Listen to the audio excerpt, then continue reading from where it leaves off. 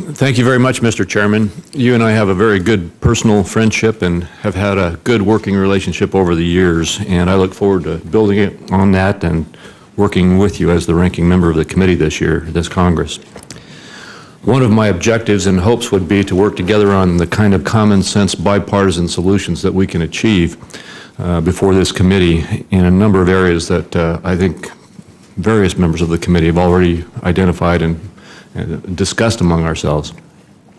We, you and I, as you indicated, have already sent a joint letter to inform the regulators of our concerns about the impact of the proposed Basel III requirements on community banks, insurance companies, and the mortgage market, and so we're off to a good start. I look forward to building on that. I also want to join with you in welcoming the new members of our committee. On our side, Senators Coburn and Heller, and on your side, also Senators Manchin, Warren, and Heitkamp. We welcome you to the committee. Today, the committee will hear about the ongoing implementation of Dodd-Frank. Academic researchers estimate that when Dodd-Frank is fully implemented, there will be more than 13,000 new regulatory restrictions in the Code of Federal Regulations. Over 10,000 pages of regulations have already been proposed, requiring, as is estimated, over 24 million compliance hours each year.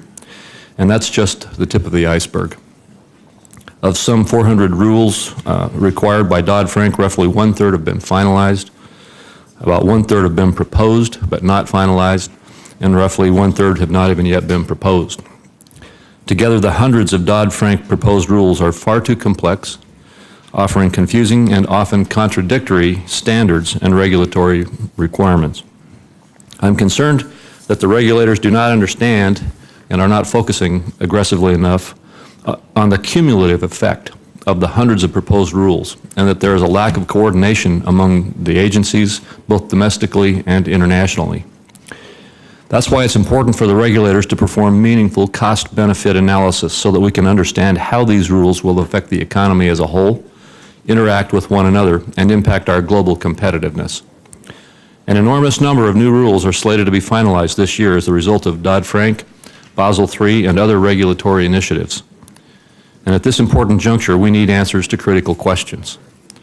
First, what are the anticipated cumulative effects of these new rules to credit, liquidity, borrowing costs, and the overall economy?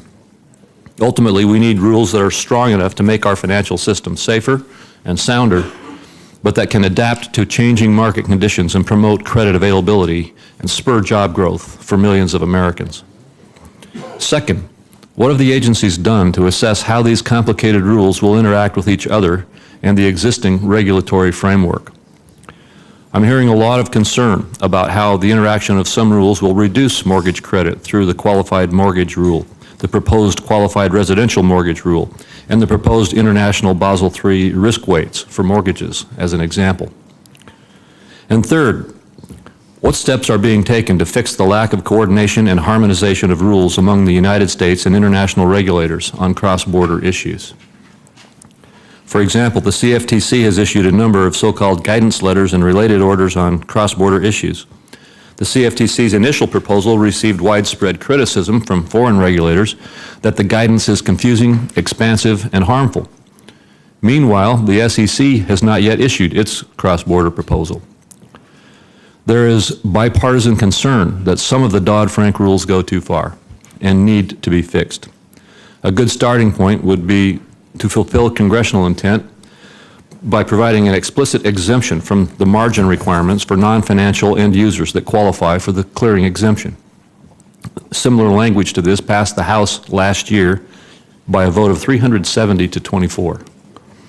The Federal Reserve Chairman Bernanke has confirmed that regardless of congressional intent, the banking regulators view the plain language of the statute as requiring them to impose some kind of margin requirement on non-financial end users unless Congress changes the statute. Unless Congress acts, new regulations will make it more expensive for farmers, manufacturers, energy producers, and many small business owners across the country to manage their unique business risks associated with their day-to-day operations. An end-user fix is just one example of the kind of bipartisan actions that we can take to improve the safety and soundness of our financial system without unnecessarily inhibiting economic growth.